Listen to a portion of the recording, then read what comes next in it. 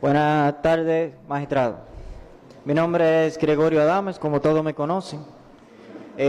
Trabajaba en la empresa YC por alrededor de 8 años. O sea, las personas aquí presentes no pueden decirme a mí, a cualquiera de los que están aquí sí le pueden decir que no tenían conocimiento de lo que pasaba en esa estructura. ¿Por qué razón? Porque con la persona que ellos hablaban siempre era conmigo. Yo era la persona que le mandaba una y otra vez los problemas que teníamos constantes en la discoteca. Incluso desde cuando yo entré. Desde cuando yo entré se le mandaban al señor Antonio Espaillat y a la señora Maribel las informaciones de las constantes filtraciones dentro del establecimiento, que se fueron agravando una y otra vez. Allá en ese establecimiento no se hacía nada sin la autorización del señor Antonio Espaillat, que muchas veces ni siquiera la señora Maribel podía autorizar nada, pero todo pasaba por filtración de él. Todo se pagaba con la tarjeta de la compañía de él. Él autorizaba hasta una aguja que se podía mover en ese lugar. ¿Qué pasa? Cuando yo entré habían filtraciones pocas, pero se fueron agravando y se le fueron informando, pero nunca se tomaron la medida correcta. Me voy a dirigir al tiempo del incendio. Cuando hubo el incendio en la discoteca, que fue la parte de la planta que se afectó. Yo recuerdo que ese día llegaron unos técnicos que eran los que estaban tratando de arreglar el problema que había, porque él quería que se abriera principalmente en esa semana. Y los mismos técnicos le decían que no se podía tener el establecimiento adecuado para comenzar a laborar. Y él decía que no, que esa semana se abría porque se abría. Esas eran sus palabras. Es tanto así que se cambiaron los cables, que se quemaron y se pusieron cable provisional para poder trabajar en esa semana. Se rentó una planta que se puso fuera en la calle porque él quería abrir. Y los técnicos le decían que no se podía, pero él siempre tuvo su don de autoridad. Y lamentablemente llegamos a este caso. ¿Qué pasa?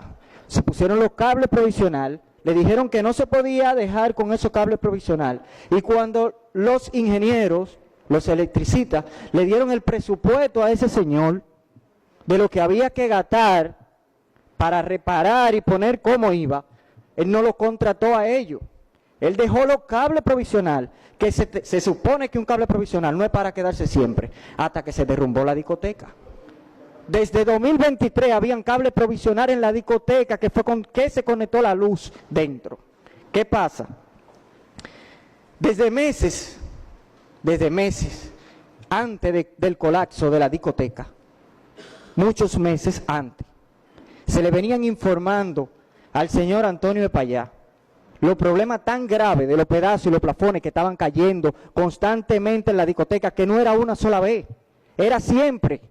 Las medidas que optaron para poner fue comprar lonas plásticas para ponerla encima de los plafones, para que cogieran el agua, que se acaparara encima del techo. Y se sacaban una y otra vez antes de cada actividad. Y a mí, el que está ahí sentado, no me puede decir que eso no es así, porque le tenía precio y ellos lo saben, a cada uno.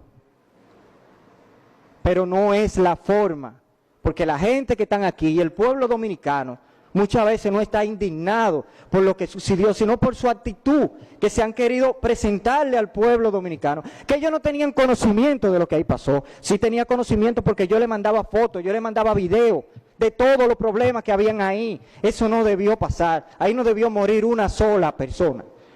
Porque si llegamos a la semana antes, cuando se cayó el plafón, un fin de semana, donde había un cliente que grabó que yo estaba ahí, barriendo, y busqué una escalera y me subí al techo, y quité los pedazos que habían para que no le fuera a caer a alguien. Y le mandamos los videos, le mandamos la foto, le mandamos una y otra vez los problemas de la discoteca, del YC. Pero usted sabe por qué no se resolvieron, porque él no encontró a alguien que se lo hiciera por intercambio, porque no le gustaba pagar. Le gustaba resolver por intercambio. Entonces, que no le digan al pueblo y no le den al pueblo más dolor de lo que está pasando. Ese día, en la mañana, se le volvía a informar que el plafón no se había cambiado de la piedra que le estaban cayendo. Pero ¿qué pasa? Muchas veces cuando yo le reclamaba a él, él lo que me decía a mí que yo no tenía discoteca. Una vez estaba él sentado con un teléfono hablando y casi le cae un pedazo a él mismo encima cuando se movió. Ellos tenían conocimiento constante. Esto no es por hacerle daño a nadie, ni porque uno tenga algo en contra de él, porque no es así. Esto es por la verdad, porque hay gente dolida, porque murieron 230 y pico de personas ahí, que pudo ser cualquiera. Ese día, a las 2 de la tarde, otra vez vuelvo y le escribo al señor Antonio y le digo que los problemas que habían en el techo constante no eran solamente que los plafones se caían por humedad. ¿Por qué razón? Porque constantemente se veían los plafones en el suelo que eran derribados por pedazos de concreto. Eran concretos que le caían y los rompían hacia abajo. Entonces, no era pensar que se iba a caer. No era pensar que se iba a caer. Era pensar que por lo menos una persona podía ser afectada hasta de muerte.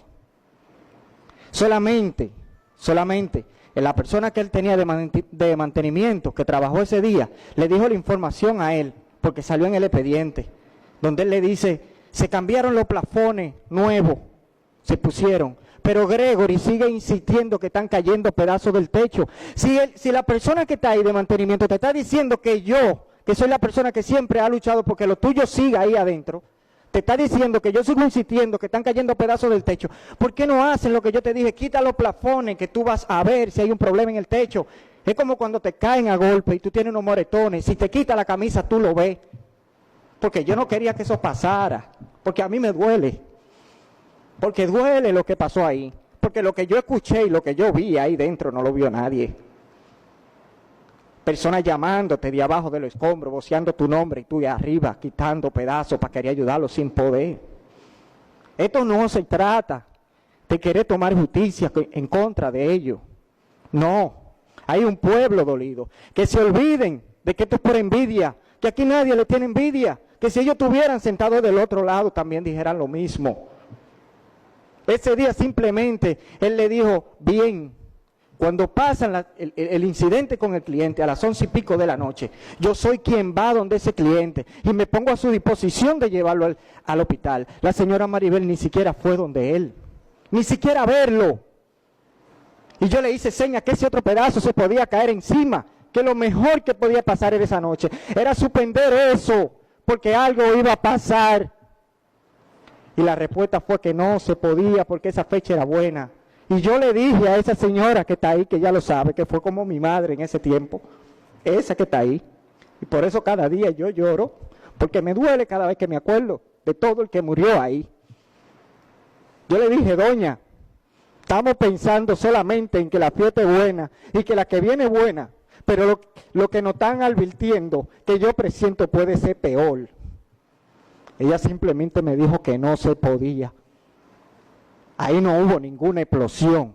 Ahí lo que sonó fue el estruendo de un techo completo que se derribó, Señor. ¿Entiendes? Aquí hay un pueblo dolido. Si me hacen caso, si hacen caso a las advertencias que venían pasando una y otra vez, porque no fue la primera vez. Ese techo no se cayó sin avisar.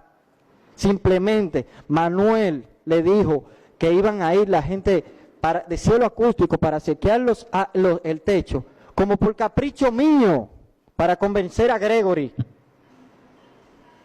No era capricho, los pedazos se veían en el suelo, el agua constante, los plafones. Entonces yo lo que quiero que sepan, señor juez, que yo lo único que pido, lo único que yo pido, es que se haga justicia verdadera, lo que realmente merece. Porque esto nunca va a ser por venganza, sino porque todo el mundo está sufriendo. Porque yo perdí 7 compañeros ahí, que ellos ni siquiera lo mientan. Eso es cuanto. Bien, gracias. Los demás pasen por aquí.